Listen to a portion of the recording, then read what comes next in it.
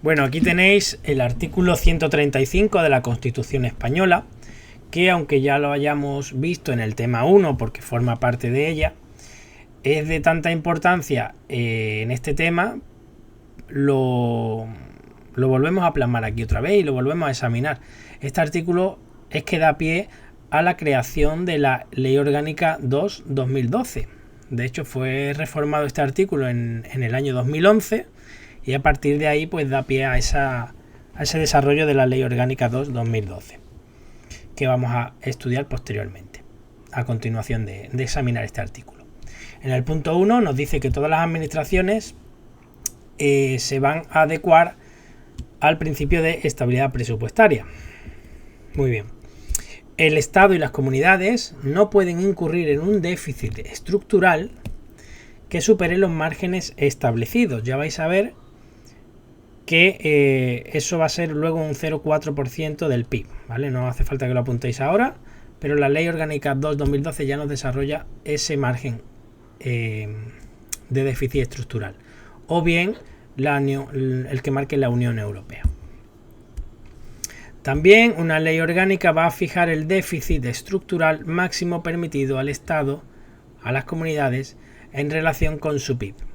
Las entidades locales deberán presentar equilibrio presupuestario, es decir, que ellas, las entidades locales, no pueden tener déficit estructural, solo equilibrio presupuestario.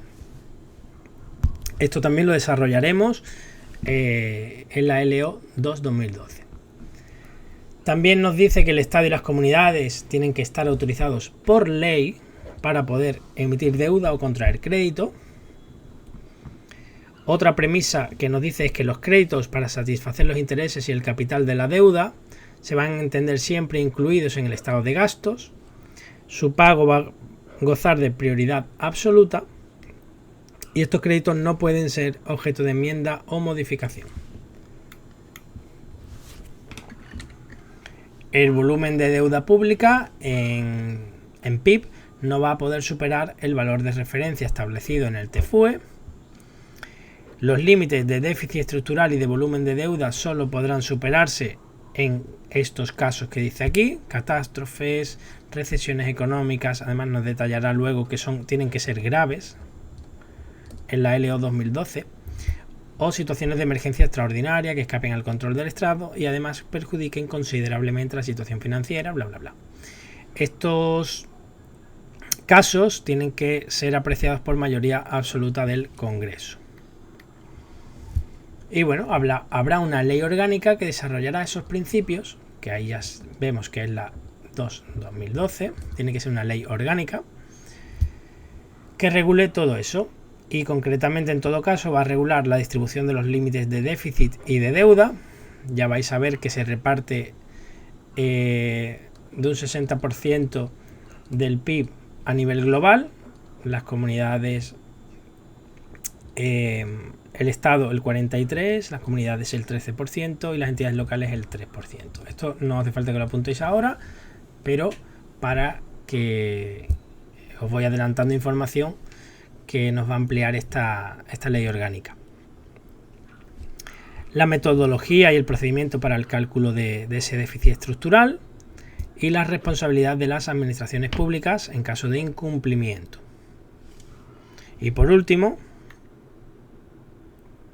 nos dice que las comunidades autónomas pues van a disponer lo que proceda para cumplir con el principio de estabilidad. Así que nada, ya podemos entrar de lleno en esta LO 2/2012. Tiene 32 artículos, pero nos vamos a saltar muchos de ellos y algunos apartados de otros también. Bien, pues aquí tenemos la LO 2/2012, estabilidad presupuestaria y sostenibilidad financiera. De hecho, ese es el objetivo principal de esta ley: adecuar la política presupuestaria del sector público a esos dos principios. Muy bien. Esta ley orgánica se dicta en desarrollo del artículo 135 de la Constitución. Pregunta de examen. Va a marcar los procedimientos necesarios para conseguirlo. va a garantizar la participación de unos órganos de coordinación institucional que existen en materia de política fiscal y financiera, que luego los veremos, son principalmente dos. Va a establecer los límites de déficit y de deuda, que quizás sea lo más importante de esta ley orgánica, y unos supuestos excepcionales que regulan situaciones en las que pueden superarse esos límites. También unos mecanismos de desviación de correcciones, como la elaboración de unos planes que veremos también posteriormente, y unos instrumentos para hacer efectiva la responsabilidad de cada administración en caso de que incumpla. Muy bien, pues vemos el ámbito de aplicación es muy sencillito.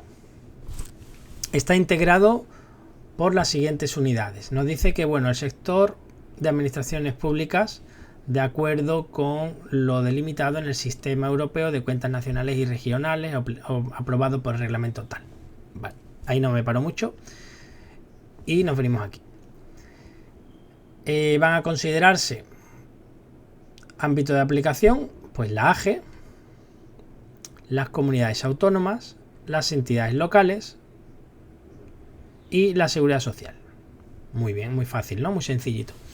Pero también entidades públicas empresariales, sociedades mercantiles y otros entes de derecho público que dependan de las administraciones públicas.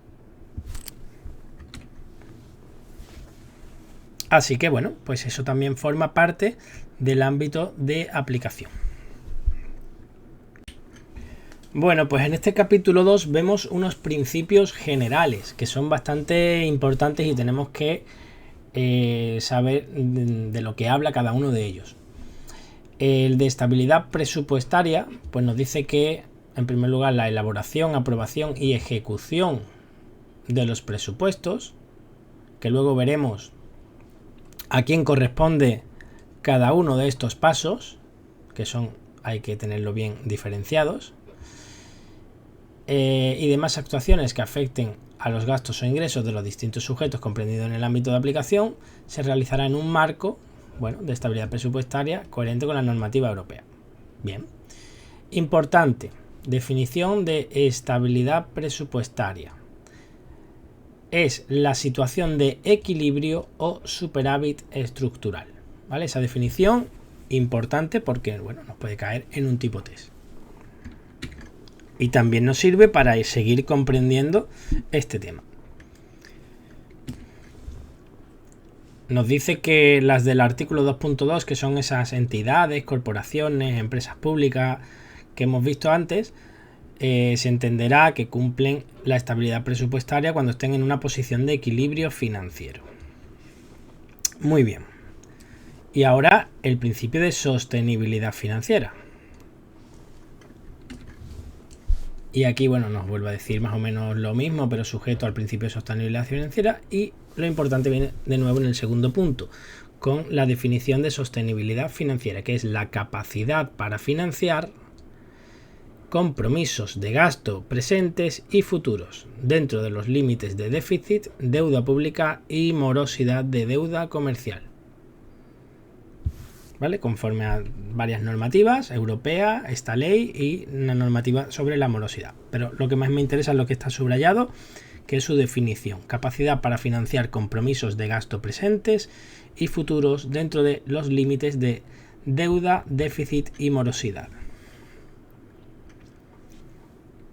Se entiende también, otra definición importante, que existe esa sostenibilidad de la deuda comercial cuando el periodo medio de pago a los proveedores no supere el máximo previsto en la normativa sobre morosidad. Esto, como ya hemos debido de ver la ley de contratos, ¿verdad?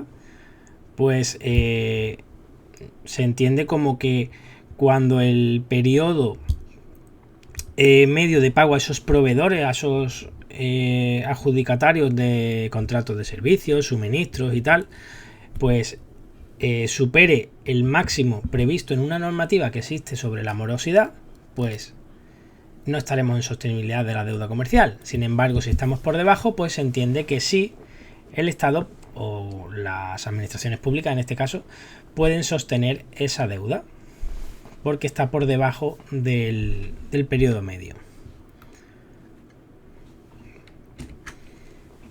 Otra cosa que también he visto en alguna pregunta tipo test es que para el cumplimiento de este principio se someten las operaciones al principio de prudencia financiera, ¿vale? No contratar ni gastar a lo loco.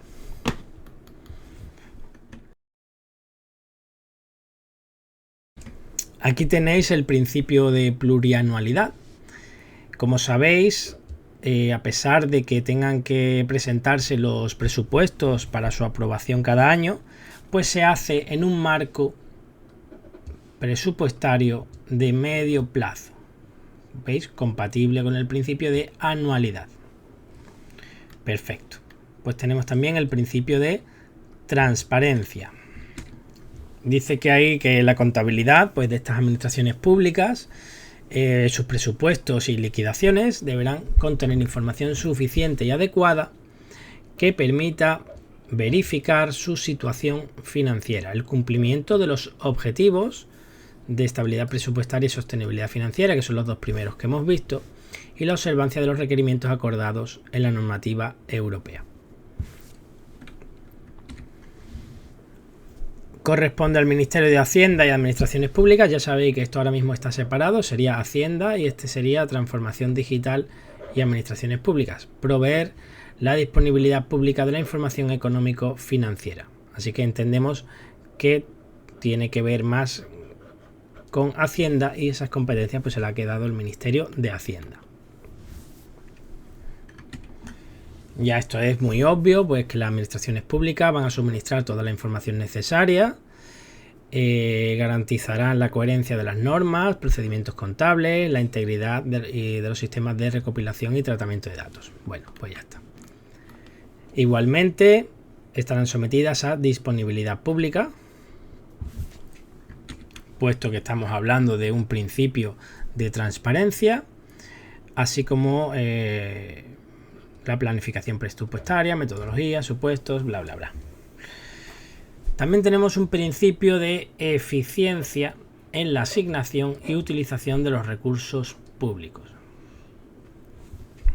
También nos dice que las políticas de gasto público deben encuadrarse en un marco de planificación plurianual, de programación y presupuestación según la situación económica que vivamos en ese momento.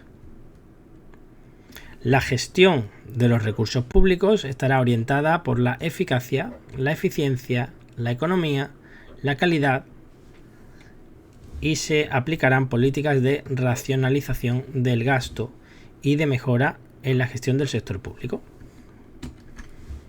Ya sabéis que la eficacia es hacerlo bien y la eficiencia es hacerlo bien, pero además barato, ¿vale?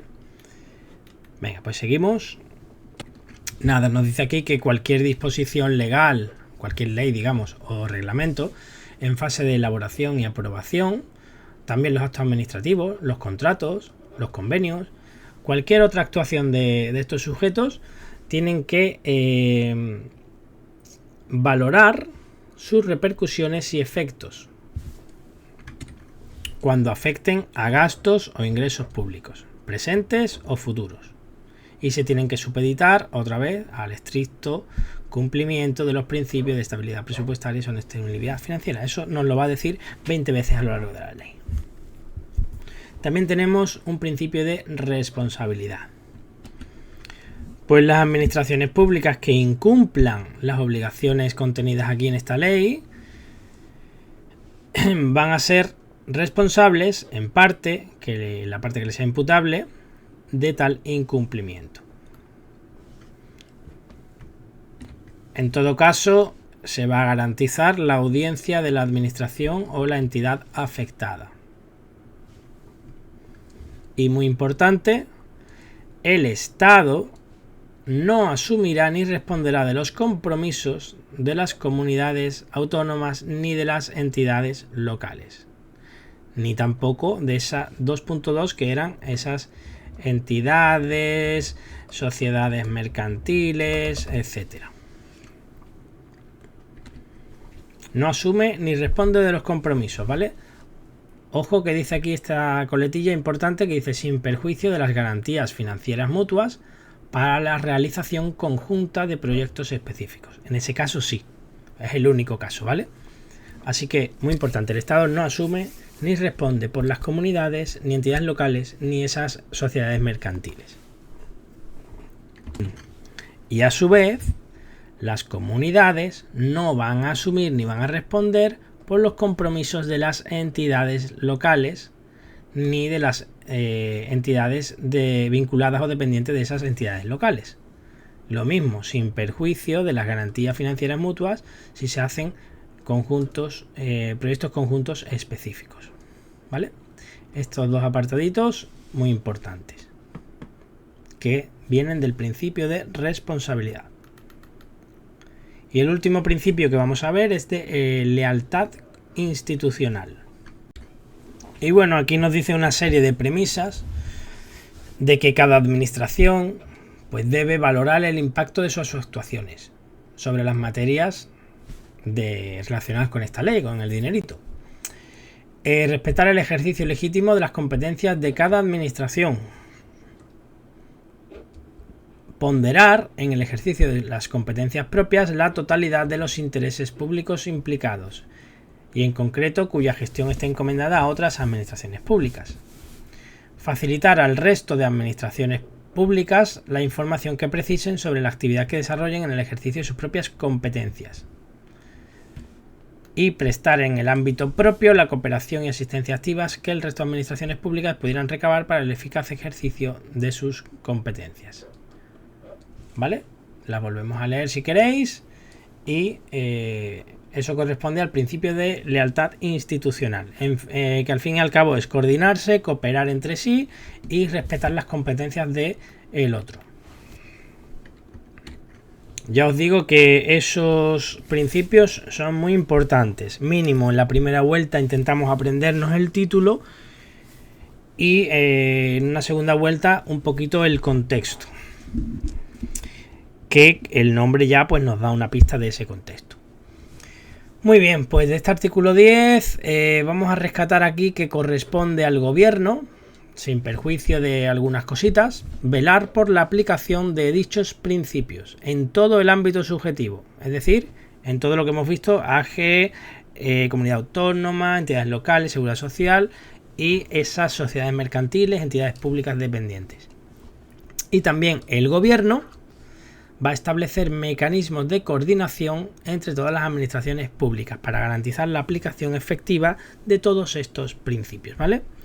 Pues nada, de este artículo 10 nos quedamos con que esas competencias son del gobierno. Bueno, aquí nos vamos a eliminar este primer párrafo porque nos vuelve a nombrar este principio otra vez, más de lo mismo, pero este apartado 2 sí es muy importante. Nos viene a decir, en resumen, que ninguna administración pública puede tener déficit estructural. Ahora veremos lo que es.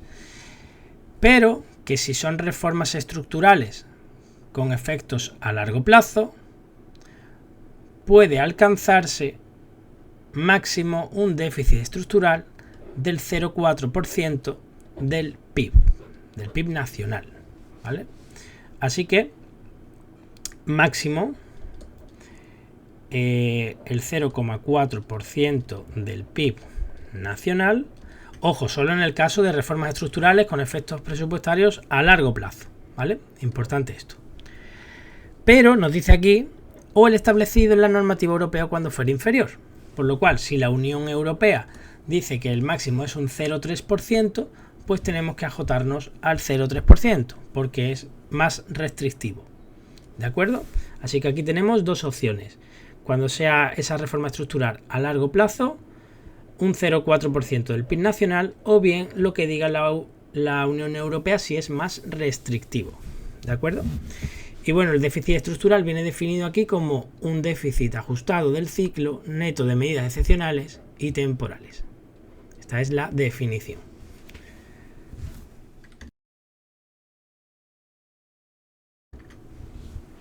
Bien, pues visto eso nos vamos a ir al punto 3 y vamos a ver una cosa aquí.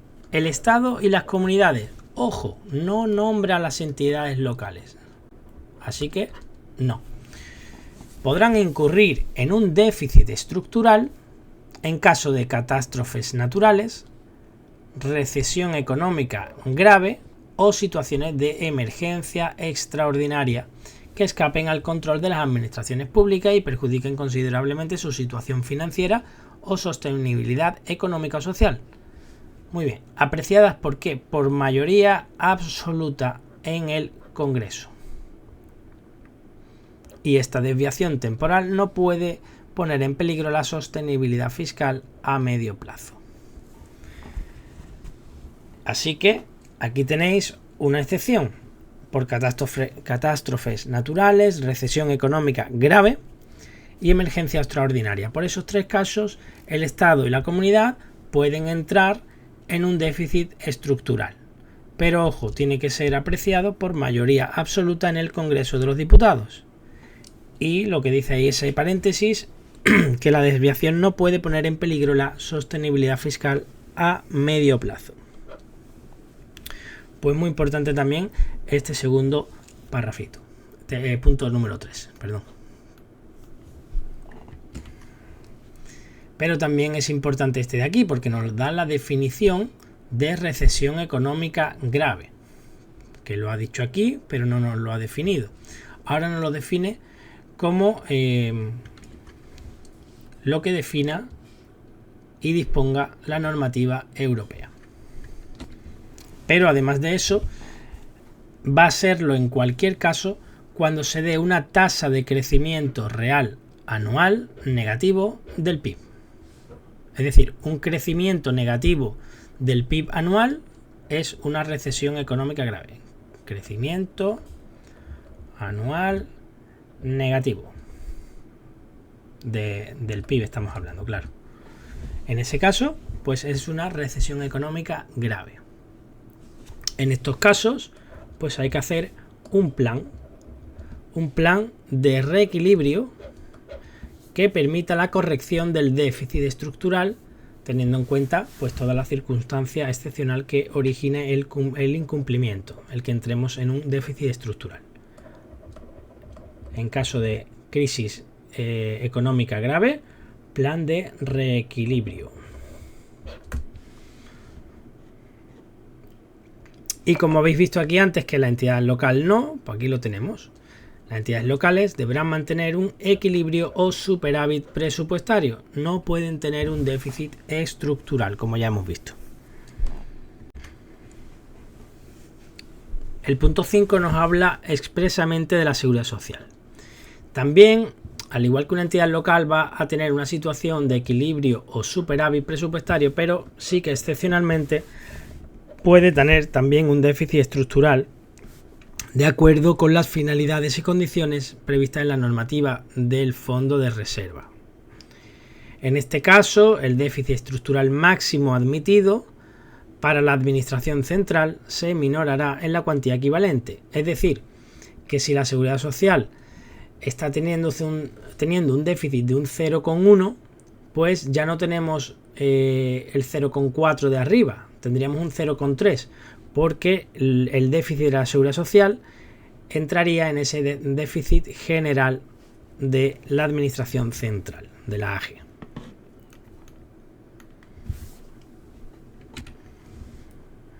El cálculo del déficit estructural se hace conforme a la metodología de la Comisión Europea. Bueno, de las reglas de gasto habremos oído hablar en las noticias. Vamos a coger un par de cosas aquí importantes y poco más. La variación del gasto que sea computable a la AGE, a las comunidades o a las entidades locales, no podrá superar la tasa de referencia de crecimiento del PIB de medio plazo de la economía española. No obstante, cuando exista un desequilibrio estructural de las cuentas o una deuda pública superior al objetivo establecido, pues directamente se ajusta. Aquí, bueno, nos habla de qué se entiende por gasto computable a estos efectos, pero no vamos a entrar en ello, así que seguimos. Calcular la tasa de referencia del crecimiento del PIB de medio plazo de la economía española corresponde al Ministerio de Economía, Competencia y Empresa, porque ahora no se llama así, se llama Economía, Competencia y Empresa. Pero bueno, que sepáis que literalmente viene pues con el nombre antiguo todavía en esta ley. Esta tasa se publica en un informe de situación, de un informe que veremos después. Nada. El punto 4 también podemos saltarlo. Sin embargo, el punto 5 nos dice que los ingresos que se obtengan por encima de lo previsto van a ser destinados a reducir la deuda. ¿Vale? Eso sí es importante. Pues ya hemos visto todos los instrumentos relativos al principio de equilibrio presupuestario. Ahora vamos a ver los instrumentos del principio de sostenibilidad financiera. En el otro solo hemos tenido que aprendernos una cantidad que era el 0,4% del PIB nacional. Y aquí vamos a tener que aprendernos otra cantidad, ¿vale? Esta cantidad nos dice que el volumen de deuda pública, y aquí nos habla de deuda, no nos habla de déficit, ¿vale? Una cosa es el déficit estructural, que es, digamos, pérdidas, como en una empresa, tienes pérdidas de forma estructural, es decir, de forma recurrente, por cómo está estructurado el presupuesto. Y la deuda, pues, es el dinero pues, que debe España bien a otros países, bien a otros particulares. Pues el volumen de deuda pública del conjunto de las administraciones no puede superar el 60% del PIB nacional. ¿Vale? Todas, máximo, entre todas, el 60% del PIB. Actualmente, cuando estoy grabando este vídeo, en noviembre de 2025, España tiene un 103% de deuda sobre el PIB. Así que esto pues no se está cumpliendo. Y ahora bien, este 60 tenemos que repartirlo en función de cada administración. De la siguiente forma. A la AGE le corresponde máximo un 44%, a las comunidades autónomas un 13% al conjunto de todas ellas y a las entidades locales un 3% en el conjunto de todas ellas. Todo esto suma ese 60%. Además, concretamente para las comunidades autónomas existe otro límite y ese otro límite viene fijado aquí. Y es que no pueden superar el 13% de su PIB regional. Es decir que tienen el 13% estatal en el conjunto de todas ellas, pero luego individualmente cada una de ellas no puede superar su 13% del PIB de esa propia comunidad autónoma.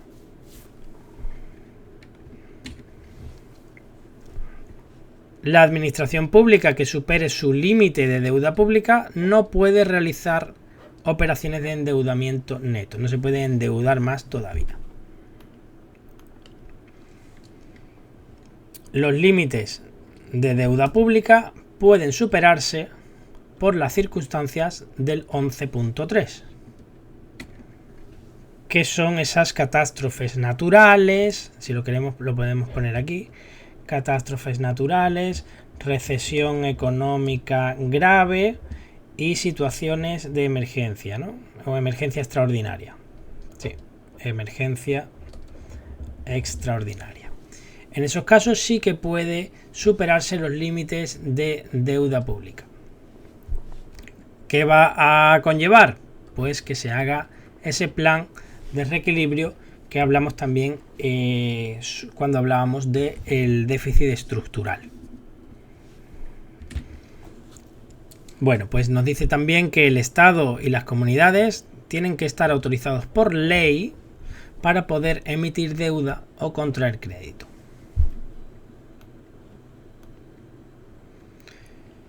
Ya hemos visto dos cosas importantes.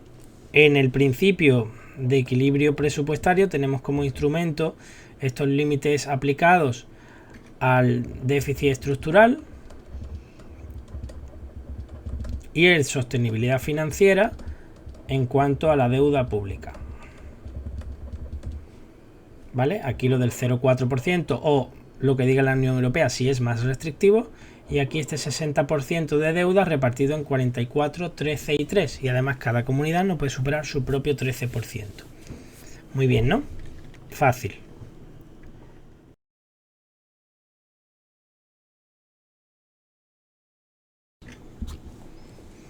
Bueno, este fuera. Y sí me parece interesante que las administraciones públicas pues deben publicar su periodo medio de pago a proveedores. Hemos hablado antes de ese periodo medio de pago a proveedores. Pues tienen que publicarlo.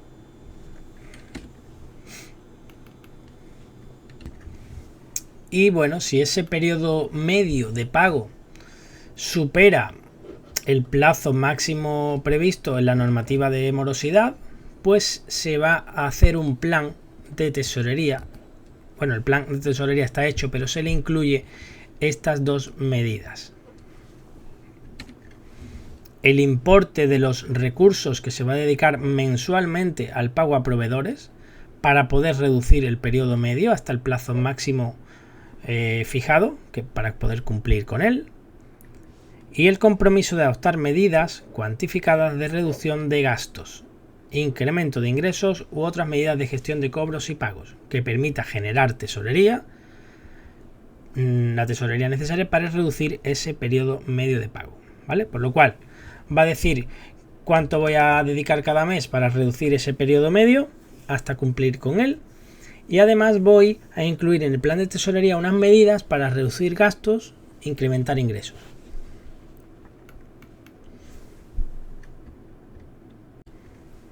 Otro artículo importante es este, el 14, que nos dice que los créditos presupuestarios para satisfacer los intereses y el capital de la deuda se entenderán siempre incluidos en el estado de gasto de sus presupuestos.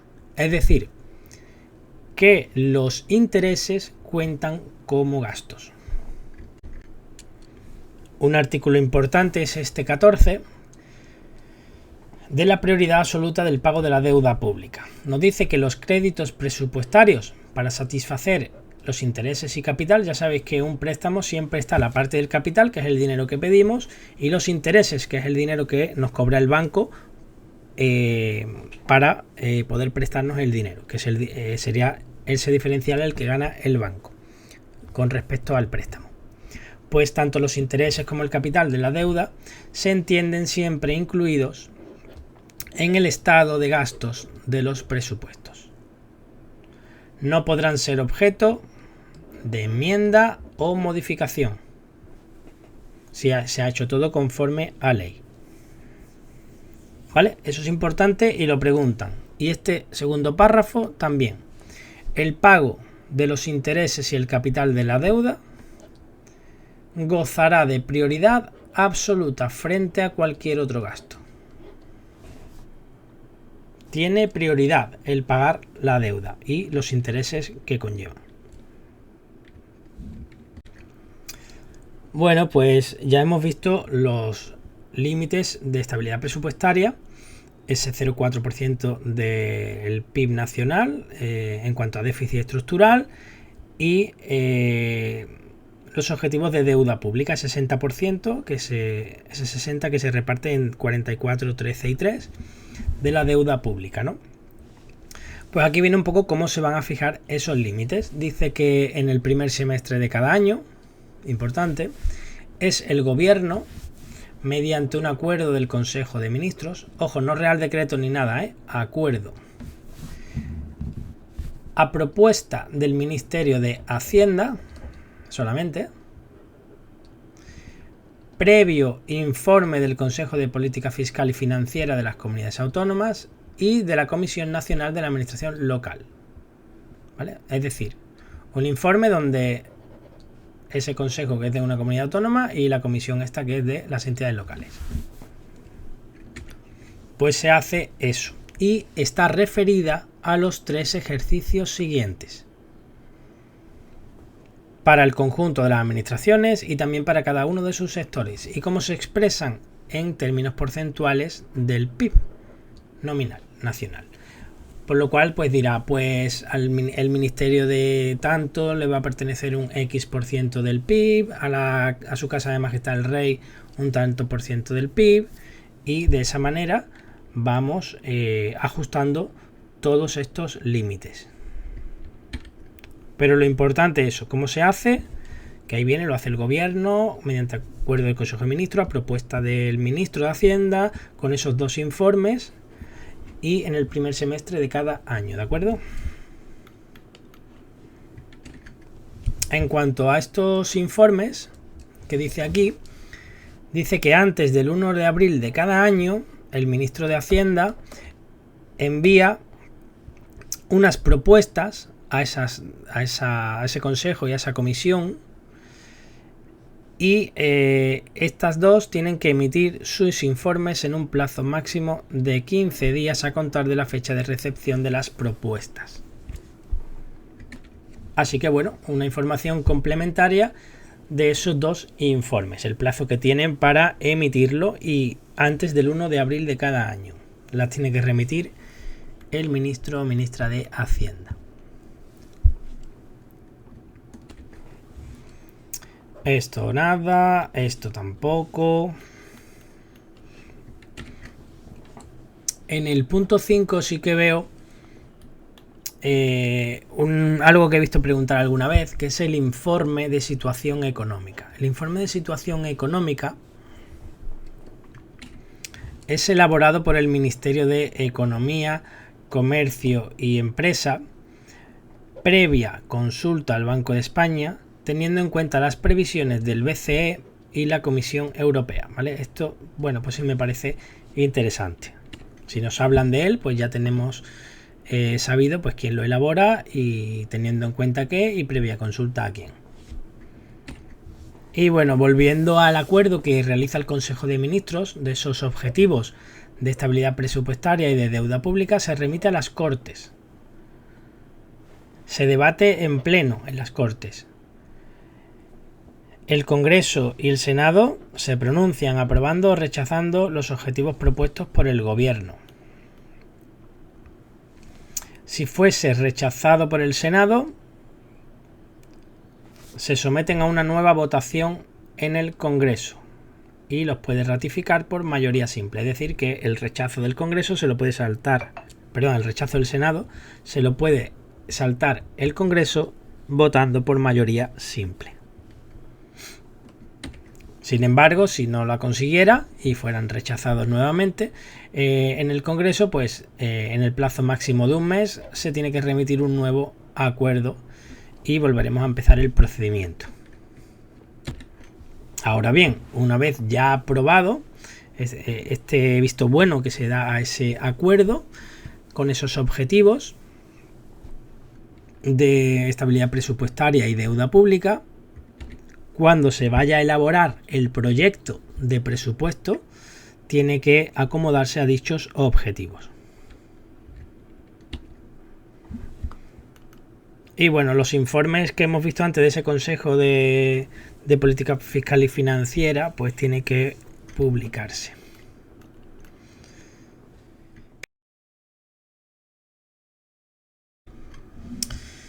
Muy bien, pues ¿qué más nos dice por aquí?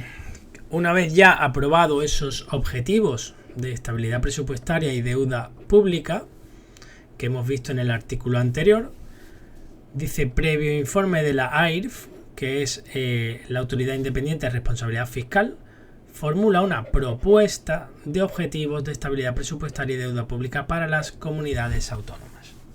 ¿Vale? El gobierno fija una propuesta solamente, previo ese informe de la AIRF. Y después de la propuesta, pues el gobierno, en este caso previo informe del Consejo de Política Fiscal y Financiera, que tiene que hacerse en un plazo improrrogable de 15 días, fija los objetivos marcados, ¿vale? Primero los propone previo informe de la AIRF y luego los fija previo informe del Consejo de Política Fiscal y Financiera. Bueno, es un artículo secundario, pero bueno, como sabemos que todo puede caernos, pues ahí lo tenéis explicado. Bueno, aquí viene un artículo número 17 con una serie de informes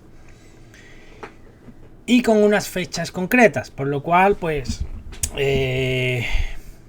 vamos a darle algo de importancia por lo menos, ¿no? No digo que sea súper importantísimo aprenderlo, pero debido a que contiene unas fechas y tal, pues vamos a darle la importancia debida. Bueno, nos dice aquí que antes del 15 de octubre, la AIRF hará público un informe elaborado sobre la adecuación de los objetivos de estabilidad, de deuda y regla de gasto del proyecto de presupuestos generales del Estado.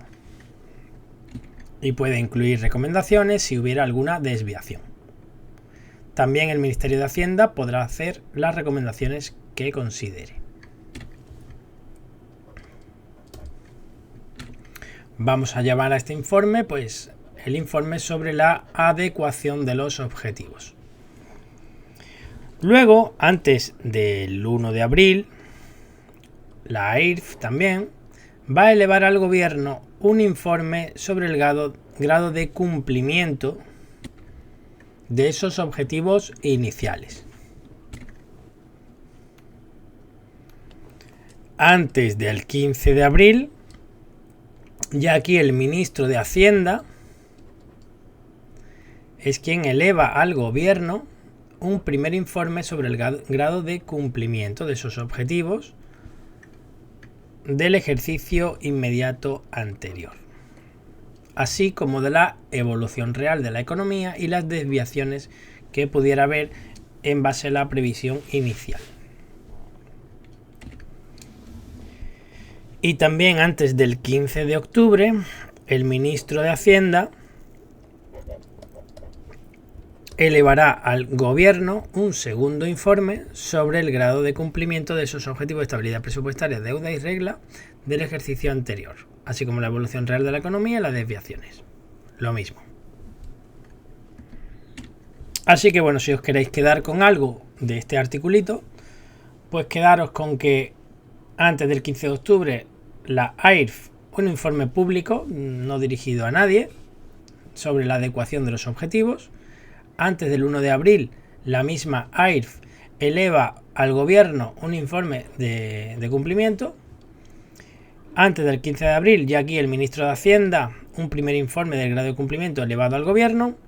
Y antes del 15 de octubre, eleva un segundo informe sobre el grado de cumplimiento.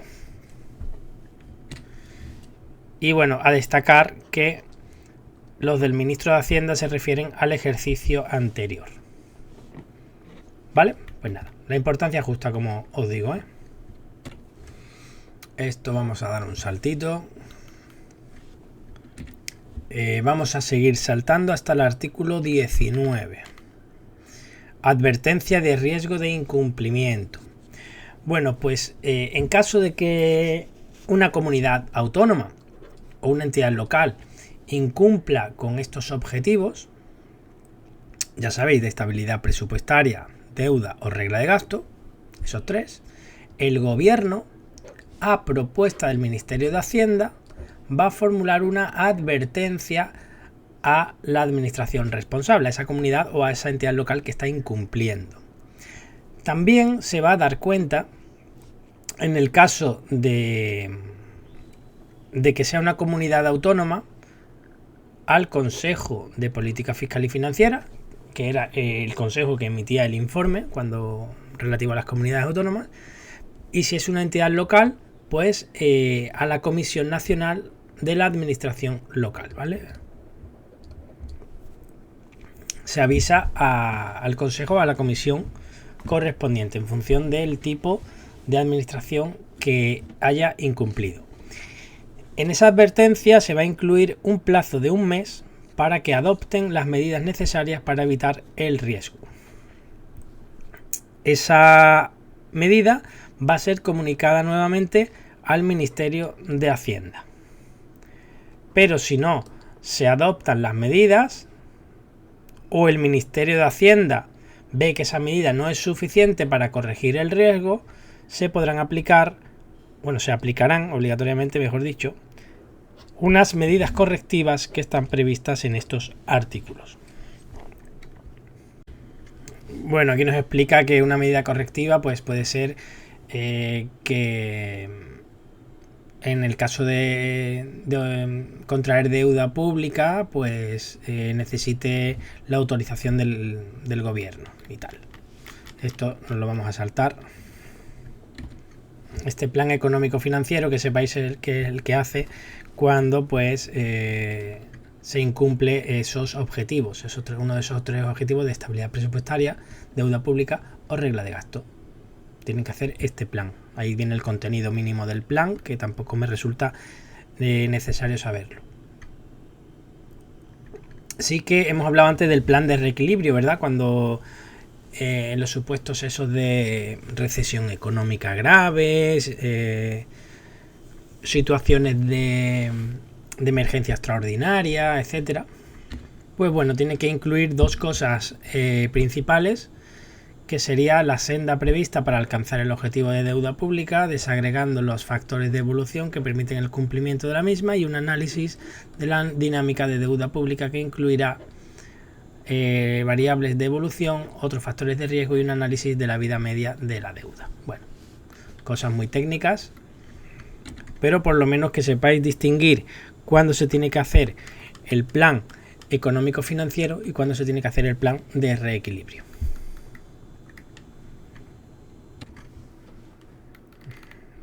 Vamos a seguir bajando y vamos a pararnos un poquito aquí en el artículo 25.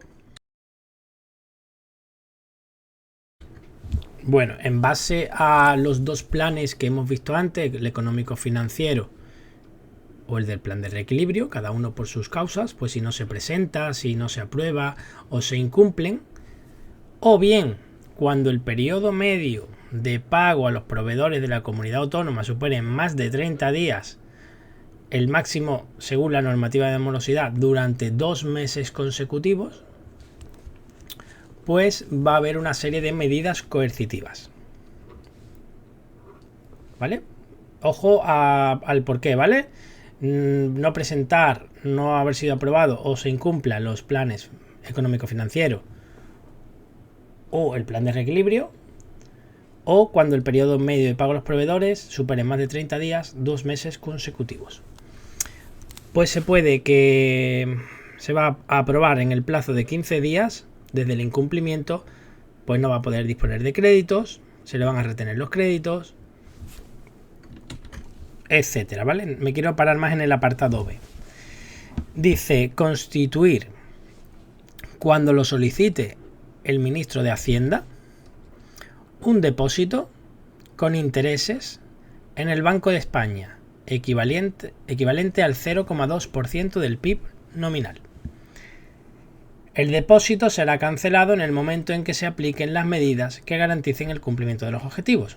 Es decir, le devuelven ese depósito. Ese depósito ha ido generando intereses para pues no perjudicar mucho a esa administración pública. ¿Qué ocurre si el depósito cumple 3 meses y todavía no se ha presentado ni se ha aprobado el plan o no se han aplicado las medidas que habría que implementar? Pues deja de devengar intereses. Aquí ya no va a generar intereses y empieza a perjudicar a esa administración. Un poco más todavía si cabe. Y ya por último, si transcurrido un nuevo plazo de 3 meses todavía persiste ese incumplimiento, se convierte ya en multa coercitiva. Así que bueno, me parece interesante pues estas 2 medidas que se pueden tomar, ¿no? La primera, pues limitarle los créditos, pero la segunda, dice que el ministro de Hacienda puede obligar a crear un depósito, a constituir un depósito, que en principio va a tener intereses. El importe del depósito va a ser del 0,2% del PIB nominal de esa administración pública y bueno, se cancela pues cuando deje de incumplir, ¿no? ¿Qué ocurre? Que se han pasado 3 meses y todavía pues no se han aplicado esas medidas, no se ha solucionado el problema o todavía no se ha aprobado el plan o lo que sea. Pues deja de devengar intereses. Se le da un nuevo plazo de 3 meses. Y si persiste el incumplimiento después de ese segundo plazo de 3 meses, pues ya se convierte en multa coercitiva. También en el punto 2 nos dice que bueno, cabe la posibilidad de que el gobierno envíe una comisión de expertos, vamos a subrayarlo aquí, para valorar la situación económico-presupuestaria de esa administración afectada. La comisión pues, puede solicitarle cualquier información, cualquier dato o antecedente de partidas de ingresos, partidas de gastos y la administración está obligada a facilitárselo. La comisión además debe presentar una propuesta de medidas en una semana, que se harán públicas en una semana. Comisión, propuesta, una semana. Y pues esas medidas propuestas son de obligado cumplimiento para la administración. Y ya aquí hablamos de unas medidas, pero de cumplimiento forzoso. ¿Qué pasa si la comunidad autónoma pues no adopta el acuerdo de no disponibilidad de créditos o no constituye el depósito obligatorio que hemos visto antes o no implementa las medidas propuestas por esa comisión de expertos? Pues ya veis aquí la gravedad de la situación que nos nombra el artículo 155 de la Constitución española, que hasta el día de hoy pues solo se ha aplicado una vez en Cataluña cuando la creación de la Constitución de la fallida República Catalana, ¿no? Pues nada, por recordarlo, pues se requiere al presidente de la comunidad autónoma para que lo haga. Si no lo hace, pues el Senado por mayoría absoluta pues puede declarar el artículo 155. Bueno, aquí viene un poco explicado, mayoría absoluta del Senado. Ojo que es el Senado, ¿eh? Bien, en el supuesto de que sea una entidad local la que no adopte la disponibilidad de crédito, no, lo mismo que el mismo incumplimiento anterior, pero en caso de una entidad local. Va a ser la comunidad autónoma, porque a la entidad local no se le puede aplicar el 155. Entonces, en este caso, la comunidad autónoma requerirá al presidente de la entidad local, es decir, a ese alcalde, para que proceda a adoptar en el plazo indicado la adopción de un acuerdo de no disponibilidad, la constitución del depósito obligatorio o la ejecución de las medidas propuestas por la comisión de expertos. Así que en este caso, todo por lo mismo anterior, pero en base a una entidad local que es la que incumple, pues el gobierno o la comunidad autónoma que tenga atribuida la tutela financiera adoptará las medidas necesarias para obligar a esa entidad local al cumplimiento forzoso. Si la comunidad autónoma que tiene la tutela financiera no adopta las medidas, pues será el gobierno quien requerirá el cumplimiento.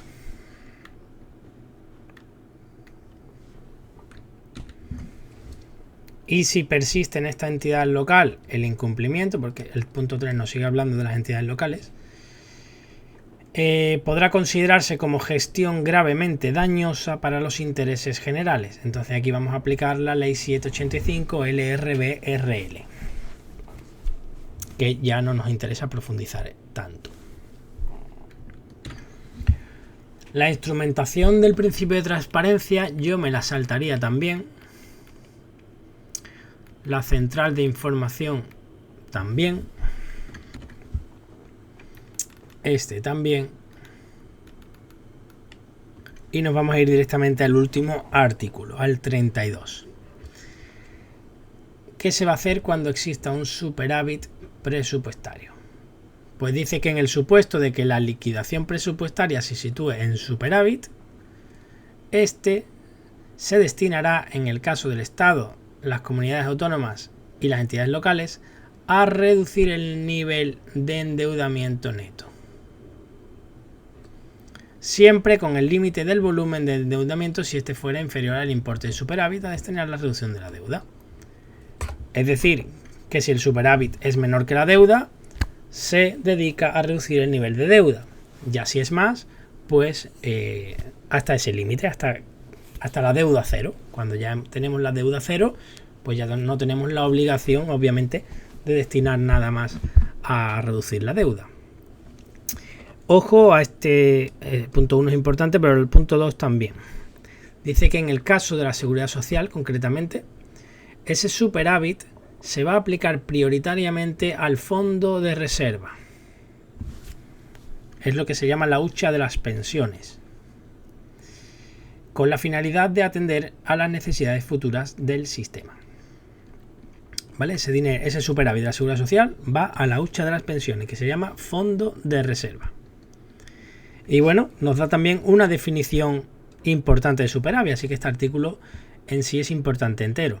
El superávit es la capacidad de financiación según el sistema europeo de cuentas y por endeudamiento la deuda pública a efectos del procedimiento de déficit excesivo, tal y como se define en la normativa europea. ¿Vale? Pues eso es el superávit. Pues nada, terminamos la Ley Orgánica 2/2012.